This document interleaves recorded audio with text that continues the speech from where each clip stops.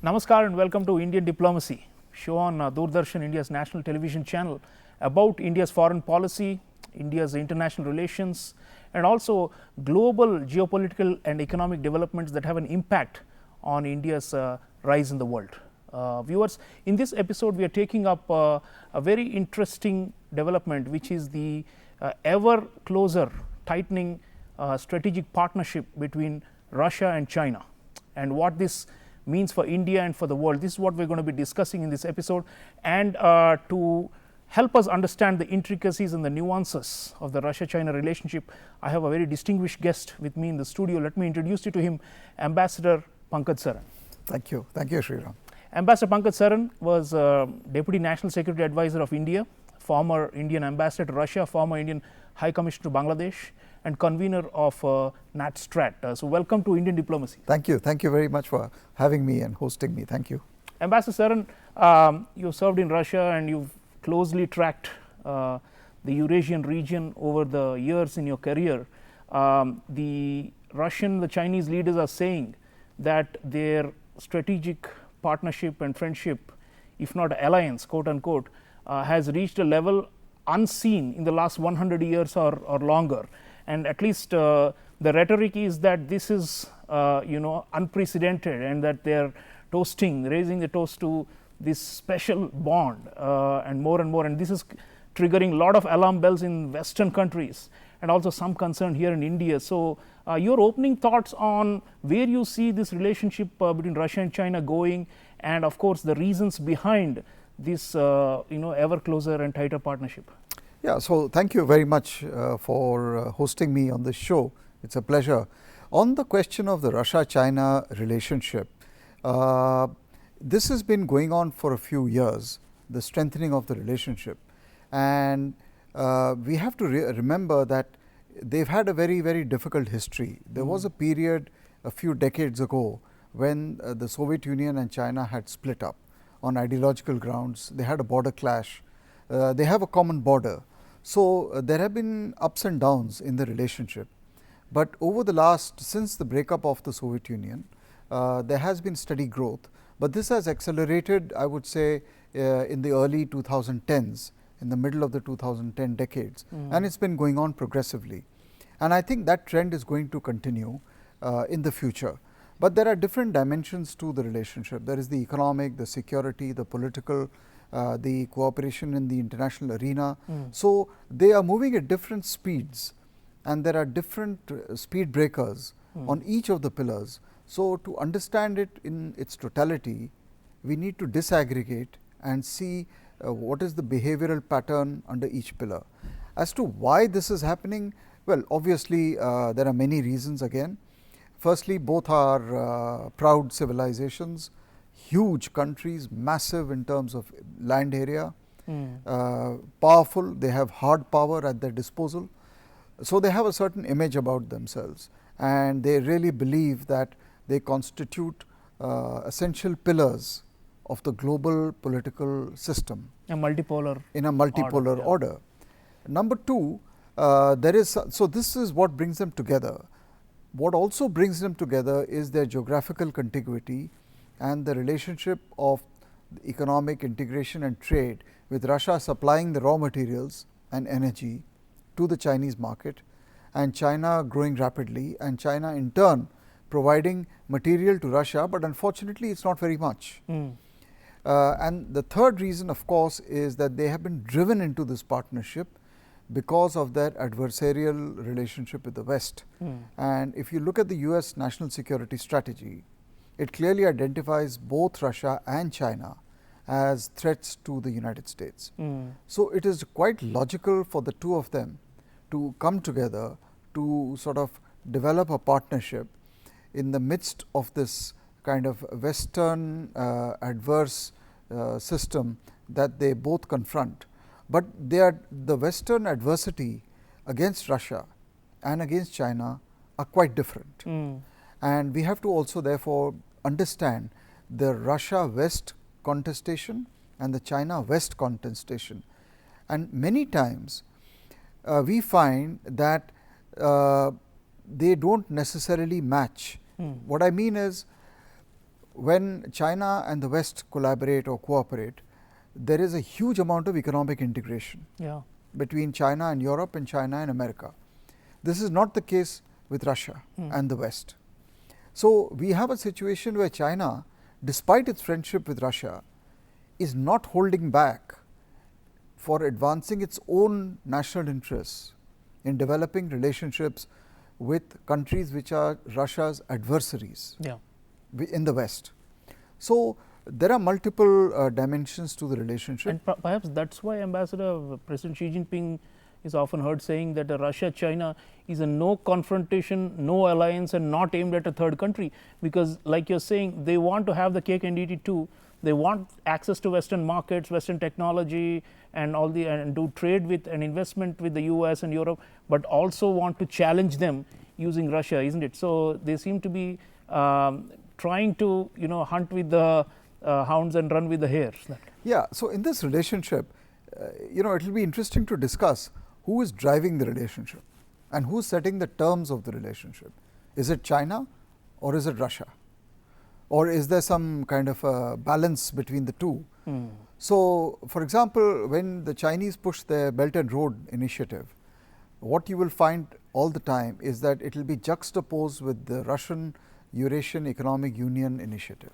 So, when it comes to Eurasia, neither side is going to cede space to the other. It is just that they have developed a modus vivendi in the Central Asian regions, in the post-Soviet space, where they will collaborate and cooperate. There also there is a division of labor informally, where China is actually bankrolling the economic development, the infrastructure, whereas Russia is taking care of the hardcore political and security dimensions, including internal developments in the post-Soviet space. So, there is that dimension also, but yes, the fundamental difference between Russia and China is that China is a story of runaway success economically, 17–18 trillion dollars. Russia is stuck at $2 trillion. So, that is real asymmetry in the relationship, and therefore, the Chinese footprint globally is actually today much more than Russia's. So, yeah, definitely it is an imbalanced relationship, and that is something that should concern the Russians, but apparently they have no choice, as Ambassador Saran is explaining, because they have been pushed to a corner because of Western hostility. Viewers, President Xi Jinping and President Vladimir Putin have met dozens of times in their long political careers at the helms of their respective countries, and the most recent meeting in March 2023, we have a report about what all happened between Xi and Putin. Let us watch this and continue the discussion. Chinese President Xi Jinping and Russian President Vladimir Putin met for second day for formal talks in Moscow on Tuesday. The talks focused on Ukraine crisis and Russia's deepening economic ties with China. Leaders discussed further development of strategic cooperation between the two countries. Both countries also signed a number of important bilateral documents. This was their second day of meeting in Moscow. The leaders met on Monday as well. The two leaders discussed the deepening of economic ties and promoting Beijing's role as a potential peacemaker in Ukraine. In televised comments, Putin told Xi he viewed China's proposals for resolution of the Ukraine conflict with respect. The Kremlin said on Tuesday that Russian President Vladimir Putin and Chinese leader Xi Jinping had held a thorough exchange of views during their first day of talks and had discussed Beijing's peace plan for Ukraine. Earlier on Tuesday, Chinese President Xi Jinping met with Russian Prime Minister Mikhail Mishustin in Moscow on Tuesday at the House of Government of the Russian Federation. The Russian Prime Minister said Russian-Chinese relations are entering a new era. I would like to congratulate you on your re-election as President of the People's Republic of China and sincerely thank you for the great personal attention you pay to the development of friendship and partnership between Russia and China. It is important that you make your first foreign visit to our country after being re-elected. This testifies to the special nature of Russian-Chinese relations, which are entering a new era. So, viewers, you hear the Russian President and Prime Minister saying that we are in a new era of special partnership with China. Ambassador Saran, You already mentioned the economic and other pillars of the Russia-China relationship. The trade volumes have almost doubled in just 2 to 3 years, and clearly these are linked to the Western sanctions and all these things on both these countries.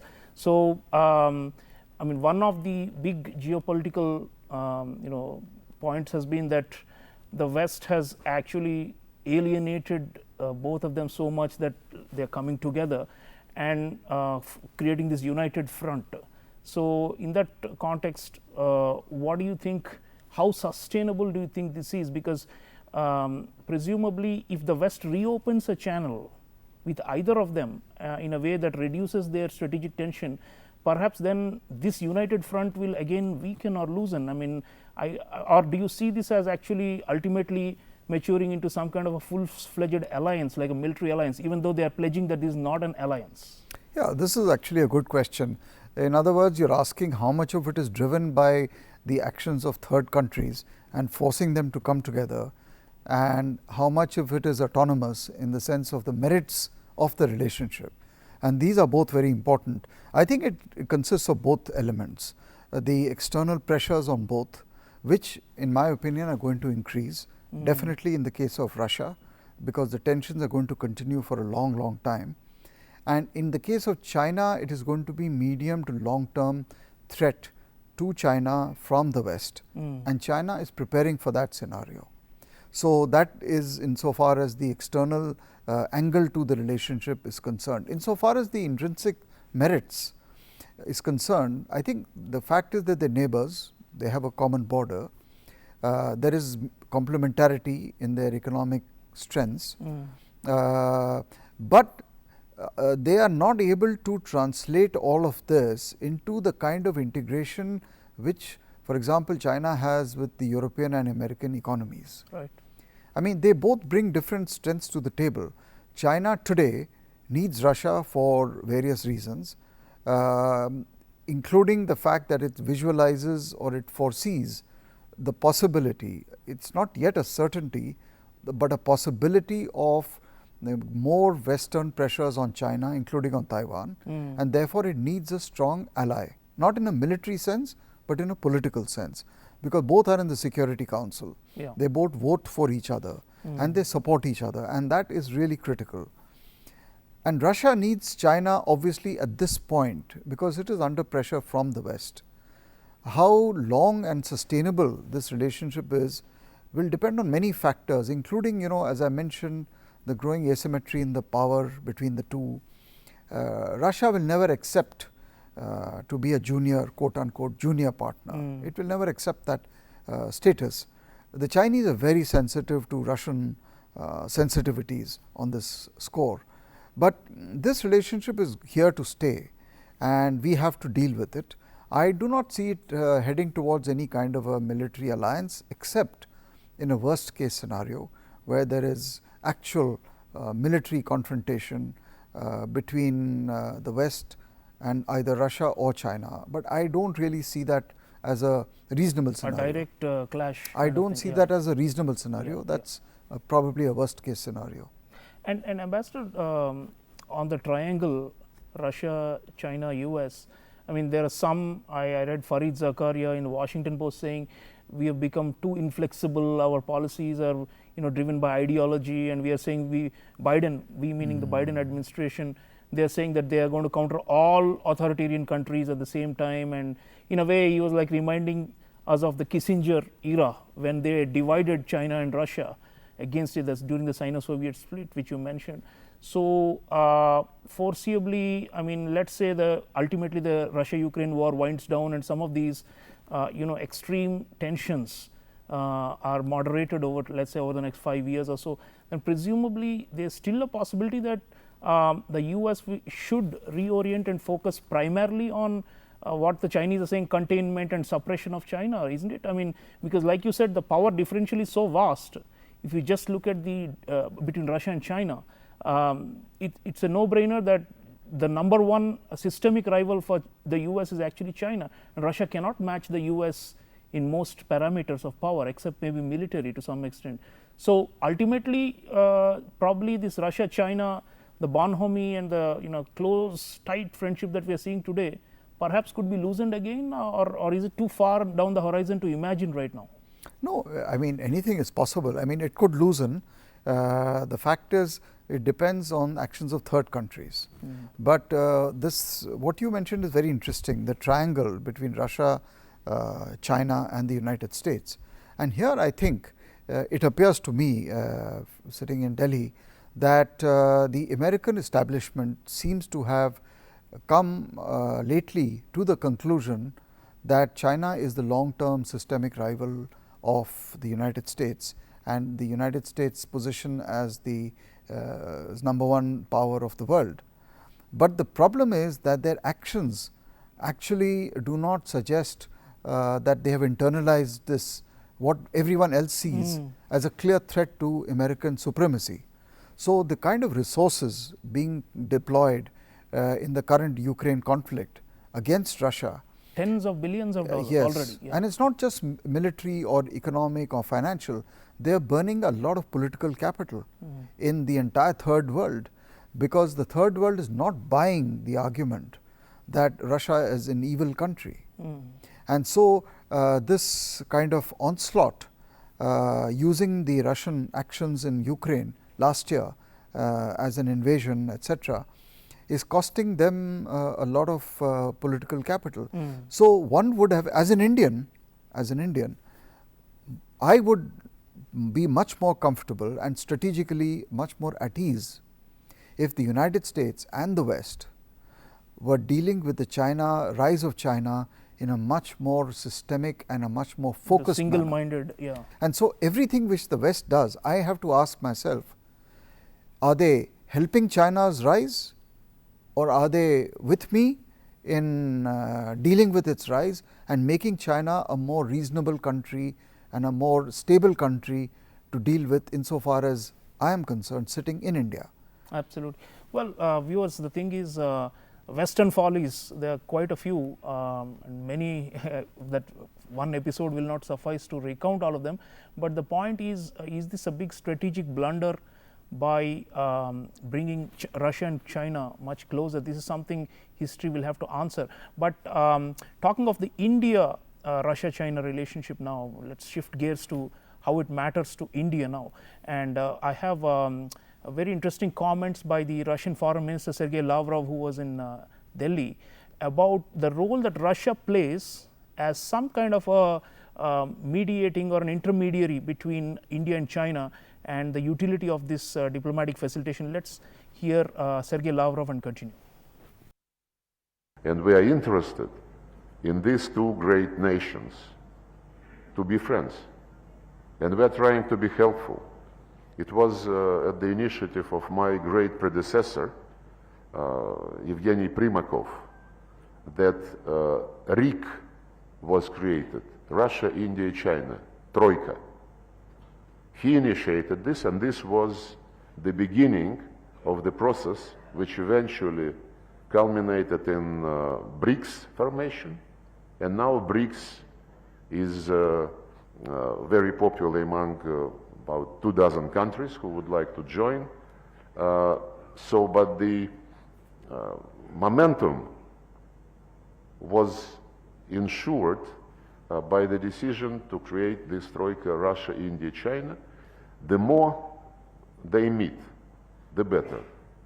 And RIC is a platform for India and China in our presence, because they might not feel themselves comfortable being one-on-one all the time, to find some additional common grounds. BRICS is another platform. And of course, we strongly supported India joining Shanghai Cooperation Organization, including from the point of view of providing another place where India and China can cooperate together and can look for some common solutions. So, and we will continue this policy. We never engage in playing any country against any other country. And this is unfortunately what is being tried by some other outside players.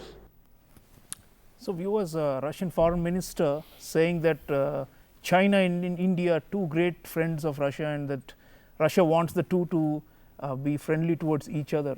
Ambassador Saran, the geopolitical realities and the kind of power play of Xi Jinping probably will never allow this kind of friendship that the Russians are envisaging. But nonetheless, we have all been of the view that Russia helps to moderate Chinese behavior towards us, and there are many practical examples during crises where Russia has played a helpful hand between India and China. But is that really viable going forward now that they are so close? And of course, Russia retains its strategic autonomy, is not a client state of China, but given the differential and possible dependence of Russia going forward on China for selling its oil, its gas, its weapons, its coal, do you foresee a situation where we can no longer rely on Russia's good offices under the RIC, under the BRICS and all these things, because there is a question mark really, given the expansionist conduct of China, whether Russia can be of any help for us anymore in the future on this front? Yeah, so actually there are many points in the question that you have raised. But firstly, I don't think Russia will mortgage its foreign policy to China. And number two, we have to remember that historically it is the Russia-India relationship which has actually been the most consistent and has stood the test of time in all geopolitical changes as compared to the Russia-China relationship. We just discussed the big split which took place in the 50s and 60s and 70s. Between Russia and India, there has actually never been a fallout except for a few years after the creation of Russia as a country. So, that is the second point. Thirdly, we are not asking anyone for their good offices when it comes to resolving our problem with China. If Russia says it has its offer, they are fine, they are welcome to make that offer. Whether I take up that offer or not is my decision. And number four, I will like to proceed with Russia and judge Russia on how it responds to meeting my critical national security interests and how I move forward in my bilateral relationship with Russia. And I have so many opportunities to test Russia's not just intent, but also willingness to see whether it is moving with full steam ahead with all the issues of importance to me and not allowing any brakes to be put on them by China or any other country. So, and the last point is that in the Eurasian landmass, the two largest countries are Russia and China. I have a serious problem on the border with China. I have no such problem with Russia. Until as long as Russia deals with me with open arms, with transparency and with good intent, I see no reason why I should not reciprocate and move forward with Russia, keeping in mind also that there are so many critical needs I have from Russia, and I am not talking of military alone. I am talking natural resources, I am talking energy, there are so many other things. I mean, there is geography which dictates geopolitics. No, but Ambassador, is it possible that this so-called sky is the limit friendship of Russia and China reaches a stage where China actually imposes conditionalities in return for, say, economic favors or something to Russia, saying, don't give the Indians advanced anti-aircraft system or anti-missile systems, or don't give them anything that will help them blunt the military conventional military superiority of China with India. I mean, and if so, then I was reading Ambassador Mohan Kumar, your former colleague's opinion piece, saying that our strategic space is shrinking because of this Russia-China closeness, and that eventually if the world gets divided into two camps again, we can't be non-aligned because the Chinese are breathing down our neck. So then will we be actually forced to move away from Russia, and what happens to this relationship? No, I think again, I mean, to unpack the comments that you have made, look, if we find or detect and it's very easy. Any signs of Russia holding back under pressure from China, we will take commensurate action. I mean, we are equally hard-headed in our policy making as Russia or China or America or anyone else. So, we are not sitting here ignoring what is going on the ground. So, that is the first point. Secondly, the record of what you are saying is exactly the opposite, that still now Russia has given us whatever we wanted. Yes. And that speaks for itself. That is a matter of historical record. But the third element here is that there is also a reality that in the last 10, 12 years, we have actually started diversification of our military supplies away from Russia towards the West, and Russia is seeing this. So, Russia will also internalize this, and we will have to see how they react to this kind of changing reality of from where India procures military equipment. So, I do not believe that and lastly, of course, if such a scenario were to happen, where, as I said, Russia kind of in some manner or the other mortgages its relationship to India, with India to China, I will take commensurate action also. Yeah. It is and not that that actually create that Cold War divisions that they are saying that they do not want. No, I am not helpless. Yeah. I mean, in the last 1 or 2 years, my relationship with the West, with various constructs in the Indo-Pacific, this, that, have significantly grown. Stronger, absolutely. So, viewers, the point is India has options. It is not necessarily all negative. I mean, the Russians and the Chinese getting together, Ambassador Pankaj Saran has explained, has got a logic of its own vis-a-vis the West. That does not necessarily mean that it is going to weaken India's privileged strategic partnership with Russia. There are of course a lot of dilemmas that India faces going forward as a result of this changing geopolitical configurations, but I want to thank Ambassador Pankaj Saran for giving such deep insights to the audience. Thank you. Thank you, Sreeram, for having me. Thank you so much. Viewers, keep your eye on the Russia-China relationship. Do not fall for the hyperbolic comments saying that this is a de facto alliance or it's something that's reached sky high limits. There are still lots of limitations to how far they can go, and of course there are other players, US, Europe on one side and India on the other, that will have an impact on this relationship. So keep an eye out for studying the Russia-China relationship and its various ramifications. I'll see you again next time. Until then, take care.